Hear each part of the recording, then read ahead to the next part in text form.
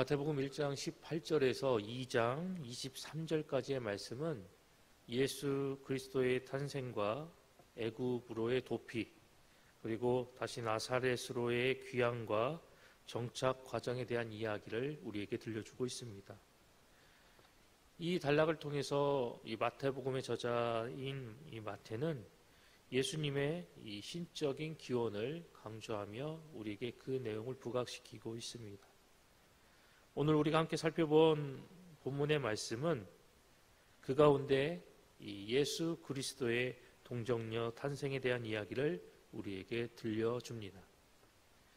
족보상 이 예수님은 요셉의 자손으로 이야기가 되고 있지만 부계의 혈통을 직접적으로 이어받지 않고 있다라고 마태는 우리에게 이야기합니다. 이 본문의 말씀을 통해서 마태는 예수님은 완전한 인간이 되셨으며 아담의 원죄로부터 오염되지 않으신 분이시다라는 것을 우리에게 깨닫게 합니다. 또한 이러한 예수님의 탄생은 자기 백성을 저희 죄에서 구원할 자, 곧 이스라엘의 구세주 그리고 임마누엘의 하나님으로서 이 땅에 오신 분이심을 우리에게 분명하게 이야기하고 있습니다.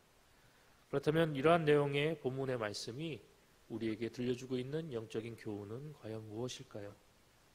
먼저 첫 번째로 오늘 본문의 말씀은 예수님은 성령으로 잉태되셨다라고 우리에게 이야기합니다. 20절 하반절 말씀을 살펴보면 그에게 잉태된 자는 성령으로 된 것이라 라고 말씀합니다. 이 20절 하반절의 말씀은 단순히 자신의 약혼녀가 아이를 가졌다라는 그 내용으로 인해서 불안해하는 그런 요셉을 위로하기 위해 그에게 한 이야기가 아니라 바로 그 마리아를 통해서 이 땅에 오실 그 예수님, 그 예수님의 본질과 그분이 이 땅에 오셔서 행하실 그 사역이 무엇인지에 대해서 우리에게 그리고 이 말씀을 듣는 요셉에게 이러한 내용을 분명하게 밝히는 그런 아주 중요한 말씀입니다. 그러면 왜 예수님께서 이 성령을 통해서 이 성령으로 잉태되어서 동정녀를 통해서 태어나심이 왜 우리에게 있어서 매우 중요한 그러한 부분이 되는 것일까요? 예수님께서 성령을 통해 동정녀 마리아에게 잉태돼서 이 땅에 태어나셔야 하는 것은 바로 죄로 인해 하나님과 단절되어서 영원히 멸망할 수밖에 없는 인류를 구원하시기 위한 유일한 방법이었기 때문입니다. 또한 이런 방법을 통해서 죄로 인해 하나님과 단절되어 버린 이 인류를 다시 회복시켜 나아가기 위해서는 이 방법이 꼭 필요하였기 때문이었습니다. 성령을 통해서 이 마리아의 몸에 잉태되어 태어나셔야만이 예수님은 하나님이 지니신 그 신성과 우리 인간이 지닌 인성을 모두 지니시고 태어날 수 있었기 때문이었습니다. 뿐만 아니라 이러한 방법을 통해서 이 땅에 오셔야만이 인간의 본질적인 속성인 그 죄가 없으신 무음한 모습으로, 죄가 없으신 모습으로 이 땅에 오실 수 있었기 때문이었습니다. 이러한 방법, 이러한 모습으로 죄가 없으시고 하나님의 성품과 인간의 성품을 모두 지니신 그런 인간의 모습으로 태어나시기 위해서는 바로 성령을 통해서 이 동정녀의 몸에 잉태되어야만 했던 것이었습니다. 그러므로 인해서 죄가 없으신 모습으로 예수님은 이 땅에 오실 수 있게 되었고 인성과 신성 모든 것을 다 지니시고 이 땅에 오셔서 하나님께서 맡겨주신 그 모든 사역들을 온전히 감당하며 나아가실 수 있게 되었습니다. 특별히 이러한 모습을 통해서 이 땅에 오신 예수님께서는 모든 인류를 위한 대속제물이 되어서 그분을 통해서 죄로 인해서 영원히 멸망받을 수밖에 없는 모든 인류가 그 예수 그리스도를 통해서 우리에게 베풀어 주신 하나님의 놀라운 구원의 은혜를 누리며 하나님께로 나아갈 수 있는 새로운 장이 열리게 되었습니다.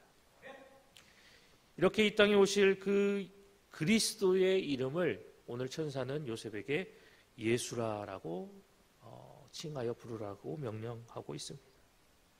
이 예수의 의미가 무엇입니까? 이 이름의 의미는 오늘 본문에서 이야기하고 있는 바와 같이 그가 자기 백성을 그들의 죄에서 구원할 자라는 의미를 담고 있습니다. 사랑하는 성도 여러분, 성경은 분명히 우리에게 천하인간의 구원을 얻을 만한 다른 이름을 우리에게 주신 적이 없다라고 분명하게 선포하고 있습니다. 따라서 오늘 우리가 함께 살펴본 이 말씀을 통해서 예수님께서 이 땅에 탄생하게 된 그 모든 그 과정 속에서 담겨져 있고 그 과정 속에서 나타나고 있는 이런 놀라운 이 진리를 우리가 다시 한번 발견하고 그 진리 가운데 담겨져 있는 놀라운 뜻을 다시 한번 깊이 깨달아서 어떠한 상황 속에서도 어떠한 형편 속에서도 우리가 결코 변질되거나 흔들림이 없이 우리에게 허락하여 주신 유일한 구원의 이름, 바로 그 예수 그리스도의 이름만을 우리가 온전히 바라보고 기억하고 그 이름만을 온전히 붙들며 우리에게 약속하신 그 영원한 본향 천국을 향해서 항상 애쓰고 정진하며 나아가는 우리 봉상의 모든 성도님들이 되시기를 간절히 소망합니다. 계속해서 오늘 우리가 살펴본 이 본문의 말씀이 우리에게 들려주고 있는 두 번째 영적인 교훈은 임마누엘 예수, 그분은 우리를 향한 하나님의 최고의 선물이다라고 우리에게 교훈합니다. 본문 23절의 말씀을 살펴보면 보라, 처녀가 잉태하여 아들을 낳을 것이요 그의 이름은 임마누엘이라 하리라 라고 말씀하고 있습니다.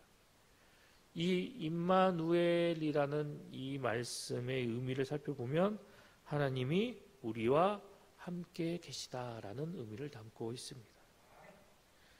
이는 이사야서 7장 14절에 이 예언된 예수님의 또 다른 이름이기도 합니다. 이 땅에 이 모든 인류를 죄 가운데 구원하시기 위해서 이 땅에 오신 그 메시아, 그분의 이름은 바로 두 가지의 이름이 있다라고 성경은 우리에게 이야기를 하고 있는데, 먼저 첫 번째로 자기 백성을 저희 죄에서 구원할 자라는 의미를 담은 예수라는 그런 이름과, 두 번째로 하나님이 우리와 함께 계시다라는 뜻의 이 임마누엘이라는 이 두 가지의 이름을 가지고 계신다라고 말씀하고 있습니다. 그런데 이 메시아이신 이 그리스도께서 가지신 이 두 개의 이름 사이엔 어떠한 관계가 있으며, 특별히 오늘 우리가 이 23절을 통해서 살펴본 이 임마누엘이라는 이름이 왜 우리에게 있어서 그토록 중요한 의미의 이름인가에 대해서 우리는 살펴볼 필요가 있습니다. 앞서도 말씀드렸지만 하나님께서는 죄로 인해 평생 이 고통당하고 신음하며 죽을 수밖에 없는 우리 인류를 보시고 그러한 인간을 불쌍히 여겨주셔서 우리를 구원하시기 위해서 독생자 예수 그리스도를 이 땅에 보내주셨습니다.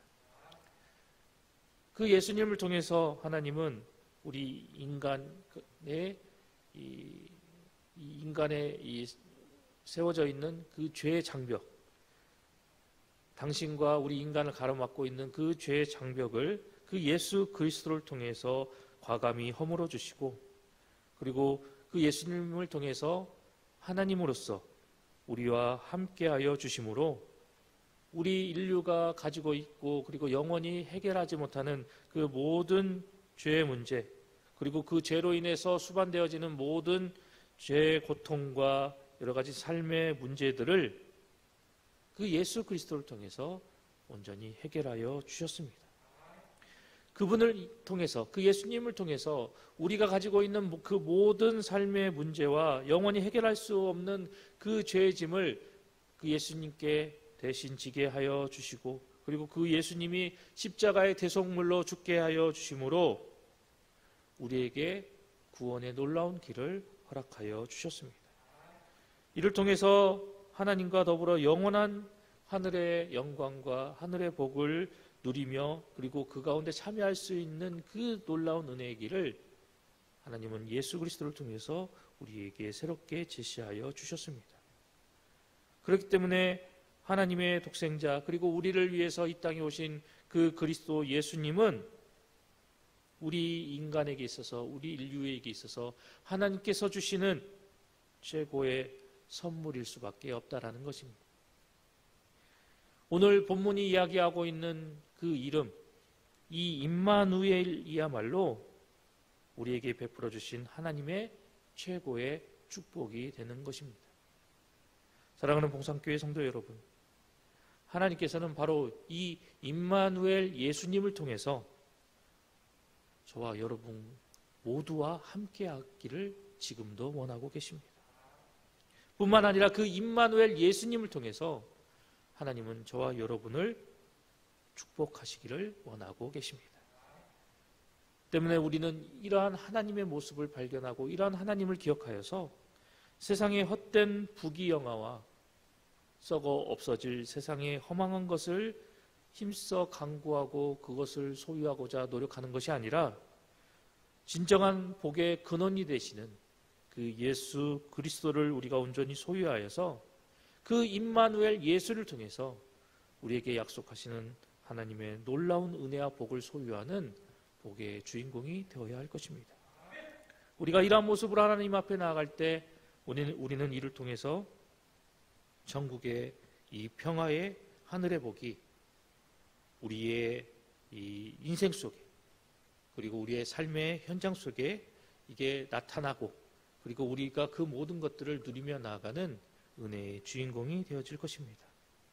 오늘 새롭게 우리에게 허락하여 주신 이 하루 속에서 오늘도 우리에게 이 하늘의 은혜와 복으로 약속하여 주신 그 임마누엘 하나님이 늘 우리와 함께 하시고 오늘도 주어진 이 하루 속에서 우리와 동행하시는 그러한 삶을 살아서 그 임마누엘 하나님을 통해서 하늘의 은혜를 누리고 오늘도 그 임마누엘 하나님을 통해서 우리에게 약속하신 그 놀라운 하늘의 복을 온전히 소유하며 나아가는 우리 봉상의 모든 성도님들이 되시기를 간절히 소망합니다.